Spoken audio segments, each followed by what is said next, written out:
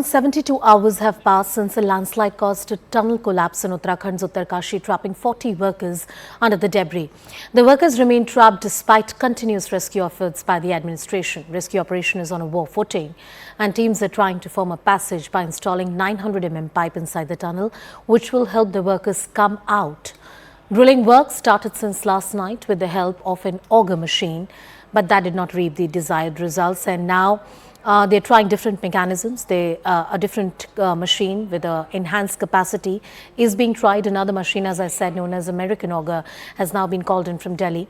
Now, this machine hopefully has the capacity to drill at a speed of 5 meters per hour, and it will speed up the rescue operation. The machine will reach Uttarkashi in the next few hours in Indian Air Force aircraft C-130 Hercules, which is also helping in the rescue and relief operations.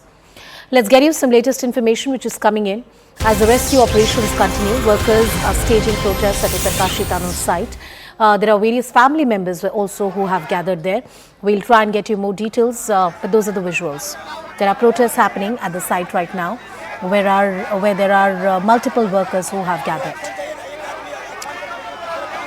Well, expectedly so, it's been 72 hours and the rescue operations are still on. All efforts to get them rescued or to get the workers out as soon as possible have been in vain. And this has led to local unrest there. The fact that there are many, family members who have come out, a lot of locals who have come out, anecdotal accounts and reports really tell us that there was some kind of security alarm or a threat alarm that was earlier sounded to warn of some kind of untoward instances that could happen. Let's have a look at the report which is coming.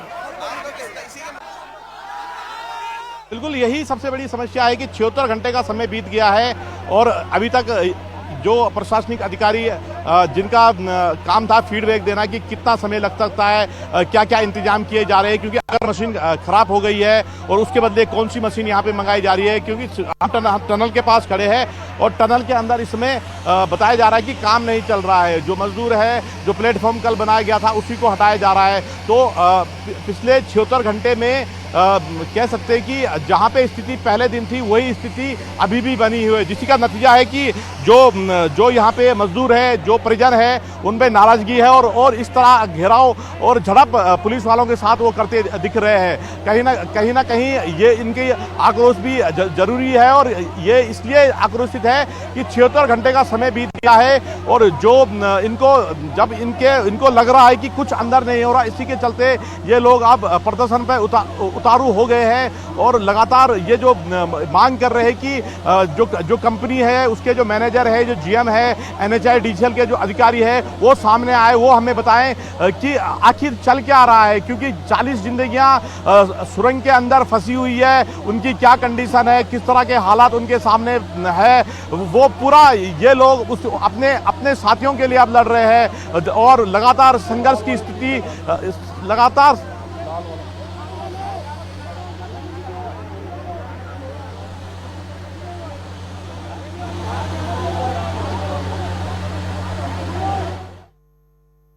ये बड़े अफसोस के साथ कहना पड़ रहा है कि 72 घंटे पहले जहां से ये रेस्क्यू ऑपरेशन शुरू हुआ था आज भी वहीं पर खड़ा है, क्योंकि जिस आगर मशीन पर बड़ी उम्मीदें लोगों की थी, उन तमाम श्रमिकों की थी जो 72 घंटे से दूसरी पार फंसे हुए हैं, वो उम्मीदें देर रात तब ध्वस्त हो गई जब जो मशीन आगर मशीन थी उसने जैसे ही ड्रिलिंग करनी शुरू की, बोरिंग करनी शुरू की, तो एकदम से भरभरा कर ऊपर से मलबा गिरने लगा और फिर मशीन को चलाने की कोशिश की गई, लेकिन लास्ट में ये फाइनल ये डिसीजन हुआ कि मशीन यहाँ पर बोरिंग नहीं कर पाएगी, क्योंकि लगातार लूज गिर रहा है और मशीन की उतनी कैपेसिटी नहीं है। आप देखिए एक दृश्य आप देखिए कि अब लोगों का धैर्य किस तरह से जवाब देने लगा है कि आप देखिए ये तमाम जो लोग यहाँ पर जा रहे हैं ये श्रमिक हैं और श्रमिकों में भी अब आक्रोश फैलने लगा है इस बात को लेकर कि जो 40 जिंदगियां वहाँ पर फंसी हुई हैं आखिर उन तक कब तक पहुँचा जाएगा और प्रशासन या फिर रेस्क्यू में लगी एजेंसियाँ कर क्या रही हैं, क्योंकि जिस मशीन से उम्मीदें टिकी थी वो मशीन खराब हो चुकी है, दूसरी मशीन अभी तक नहीं आई और आ भी जाती है तो उसके इंस्टॉलेशन में भी एक लंबा वक्त लगेगा। आप देखिए तमाम मजदूर पहले NHIDCL जो कंपनी है उसके ऑफिस में गए, ये वही श्रमिक हैं जो NHIDCL के हैं, उनमें अब अपने साथियों को लेकर आक्रोश फैलने लगा है। और फिर NHIDCL के अधिकारियों को लेकर वो यहाँ पर टनल के मुहाने पर पहुंचे हैं। आप देखिए वहाँ पर बैरिकेडिंग के पास अब हंगामा शुरू हो गया है। पुलिस वहाँ पर खड़ी है, लेकिन अब लोगों का धैर्य जवाब देने लगा है कि आखिर 72 घंटे से जो उम्मीद बंधी थी वो उम्मीद टूट गई है।